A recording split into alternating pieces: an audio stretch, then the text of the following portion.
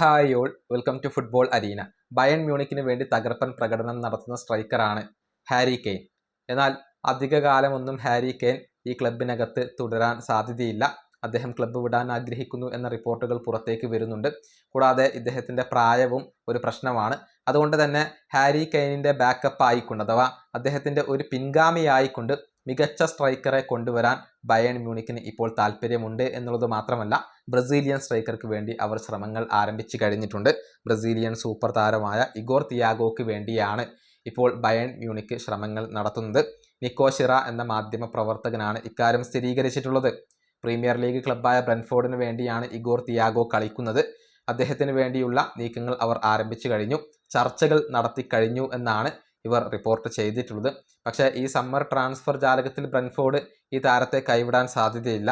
ഇനിയിപ്പോൾ അങ്ങനെ സംഭവിച്ചാൽ തന്നെ വലിയ ഒരു തുക ബയൺ മ്യൂണിക്ക് മുടക്കേണ്ടി വരും എന്ന കാര്യത്തിൽ സംശയങ്ങൾ ഒന്നുമില്ല. മറ്റു പല ക്ലബ്ബുകൾക്കും, പ്രത്യേകിച്ച് പ്രീമിയർ ലീഗ് ക്ലബ്ബുകൾക്കൊക്കെ വലിയ താല്പര്യമുള്ള താരമാണ് ഇഗോർ തിയാഗോ. എന്നാൽ അവരാരും നീക്കങ്ങൾ ആരംഭിച്ചിട്ടില്ല. പക്ഷേ ബയൺ മ്യൂണിക്ക് ഇപ്പോൾ താരവുമായും അതുപോലെ തന്നെ ക്ലബ്ബുമായും കോൺടാക്റ്റുകൾ നടത്തി എന്നാണ് അറിയാൻ സാധിക്കുന്നത്. ഈ ട്രാൻസ്ഫർ വാർത്തയിൽ എത്രത്തോളം പ്രോഗ്രസ്സുകൾ ഉണ്ടാകും എന്നുള്ളതൊക്കെ കാത്തിരുന്നു കാണേണ്ട കാര്യമാണ്. കഴിഞ്ഞ പ്രീമിയർ ലീഗിൽ 22 ഗോളുകൾ ബ്രെൻഫോർഡിന് വേണ്ടി നേടിയ താരമാണ് ഇഗോർ തിയാഗോ.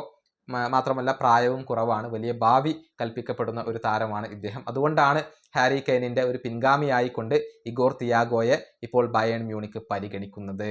ഈ വീഡിയോ അവസാനിപ്പിക്കുന്നു. അടുത്തൊരു വീണ്ടും കാണാം.